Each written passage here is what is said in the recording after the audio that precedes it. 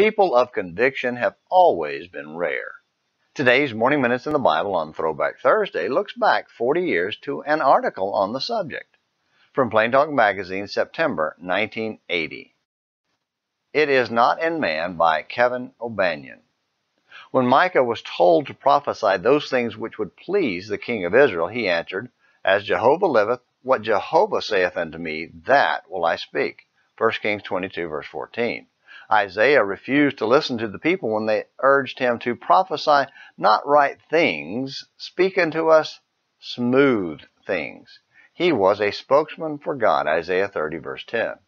And Joshua, standing before the nation of Israel, declared, As for me and my house, we will serve Jehovah. Joshua 24, verse 15. These men and others serve to remind us of a characteristic of true followers of God. It is a trait portrayed by such men as John the Baptizer and Stephen, who lost their lives for speaking the truth.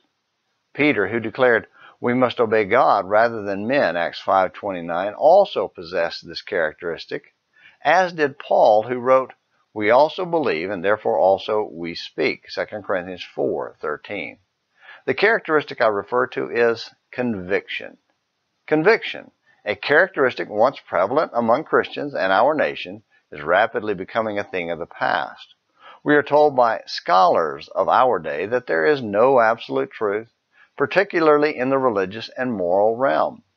We are urged to adopt a philosophy that replaces Thus saith the Lord with It's right if you think it's right. It is a philosophy which exalts man and places him in the realm of determining truth, of dictating what is right or wrong, and the results are far from beneficial. In the area of child rearing, parents are urged to keep spiritual and moral training to a minimum.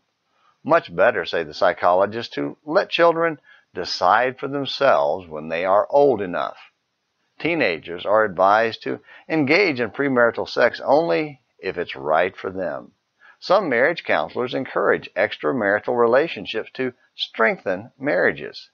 And if it doesn't work out, couples can always get a divorce if that's what they want. Even in the realm of religion, the Bible is referred to as a suggested way of life. And this is the heart of the entire problem. Many in our nation are filled with anguish and overcome with despair because they have lost the standard, the ideal set forth for man by his Creator. No longer is the Bible regarded as the way. The result? Millions are deceived into adopting this do-your-own-thing philosophy. They trod down the great, wide way of the world, seeking happiness where nobody ever found happiness.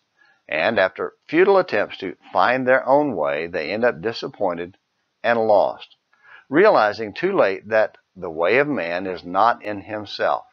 It is not in man that walketh to direct his own steps. Jeremiah 10, verse 23. If we look again to the example of godly men in the Scriptures, see that their convictions were not based on subjective feelings, what they thought was right. They knew of the way which seemeth right unto man, but the end thereof are the ways of death. Proverbs 16, verse 25. Likewise, if our convictions are to be pleasing to God, they must be based on the only source of truth, His Word. Good advice, Kevin. Let's be men and women of conviction that God is, and His Word is the final authority in life. And keep coming back to Morning Minutes in the Bible as we continue exploring God's Word. Until tomorrow, this is James McClenny hoping you have a great day.